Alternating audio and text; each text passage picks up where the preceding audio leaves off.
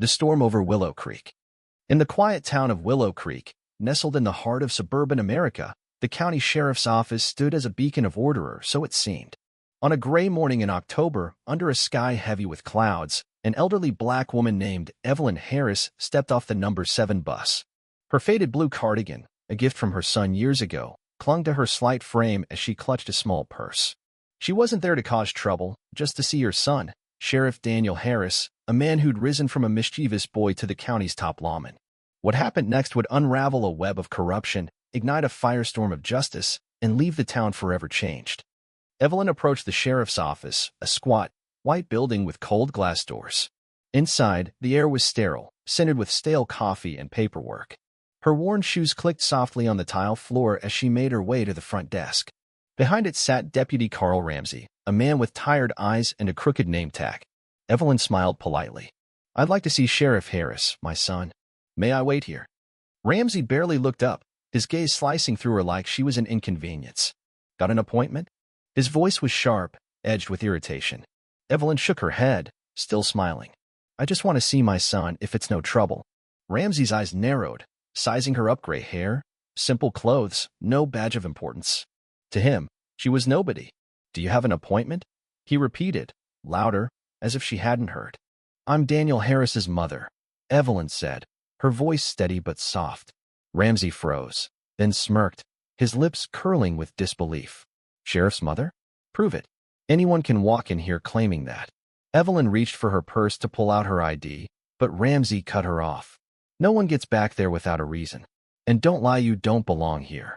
His words stung, laced with a venom that went beyond protocol. Evelyn's smile faded, but she stood her ground. "I'll wait here then.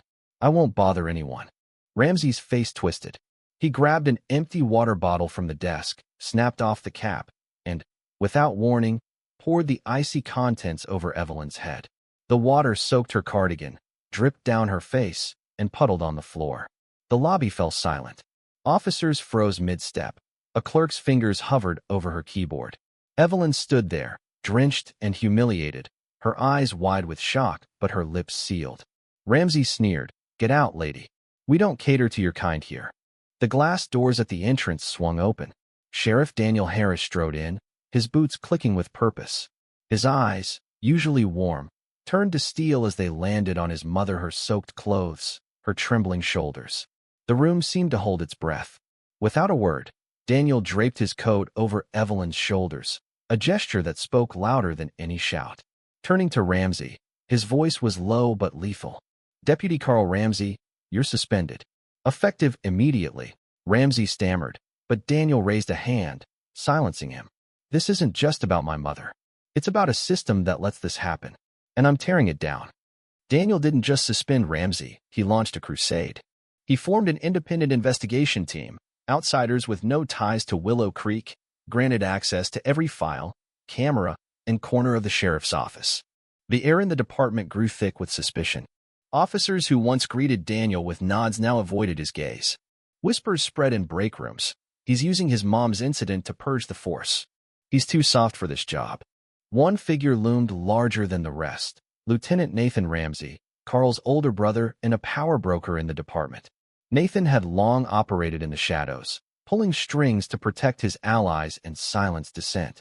When Daniel's investigation began uncovering irregularities, missing complaints, tampered camera footage, unexplained budget spikes, Nathan struck back. He orchestrated a campaign to intimidate Evelyn, hiring 3 local thugs to stalk her. A black sedan with no plates lingered outside her home. Her phone rang with silent, heavy breathing. At the night market, a bearded man in a black jacket stared her down, saying nothing but fraying her nerves. Evelyn told Daniel nothing, locking her gate tighter each night. But Daniel wasn't blind.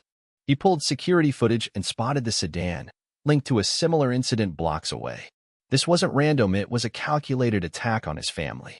Furious but focused, Daniel called in Laura Bennett, a former investigative reporter turned private sleuth who'd exposed corruption in nearby counties.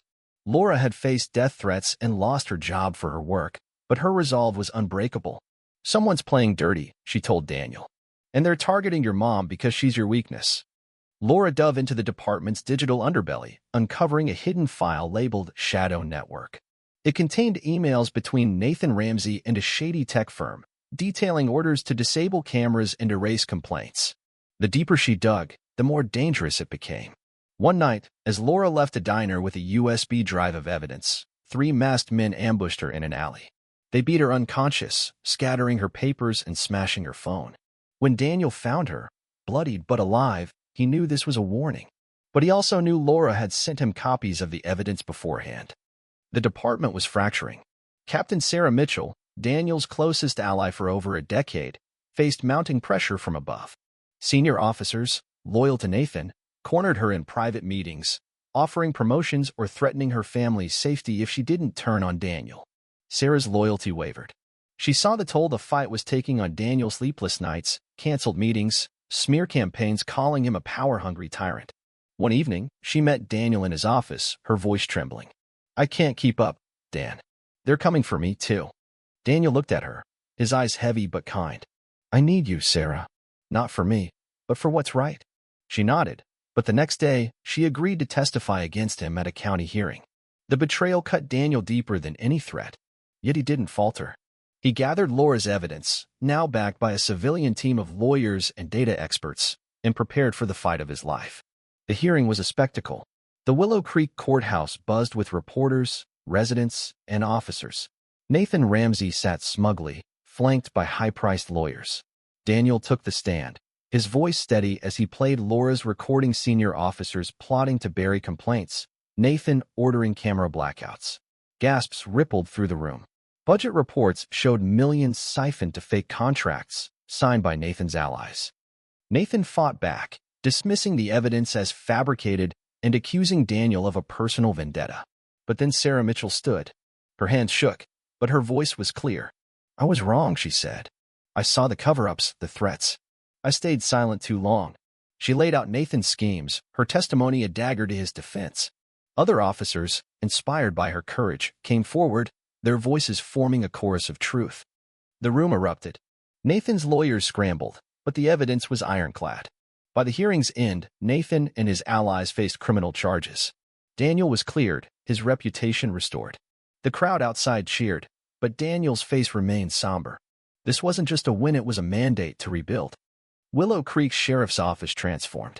Daniel installed tamper-proof cameras, created a civilian oversight board with teachers, activists, and retirees, and revamped complaint processes.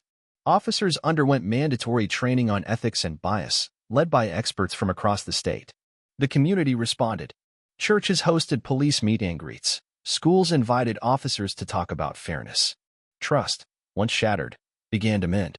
Nathan Ramsey's trial ended with a guilty verdict: fraud, bribery, and witness intimidation. He became a cautionary tale, his name synonymous with corruption's fall. Sarah Mitchell stayed on, her bond with Daniel stronger for its scars. Laura Bennett recovered, her work earning her a quiet hero status among locals. Evelyn Harris, the woman whose dignity sparked it all, walked proudly to her son's office, no longer just a mother but a symbol of resilience. On a crisp spring morning, Daniel addressed a crowd in Willow Creek's town square. "This isn't my victory," he said. "It's ours. We chose justice over silence, truth over fear." The applause was deafening, a promise of a new era. Willow Creek wasn't perfect, but it was healing, its people united by a shared belief. No one is above the law, and no one is beneath its protection. What do you think of Daniel's fight? Have you ever faced injustice or seen power abused in your own life? Share your thoughts in the comments below. Let's talk about how we confront violence and unfairness. Where do you stand, and what would you do? Your voice matters, and this conversation could spark change.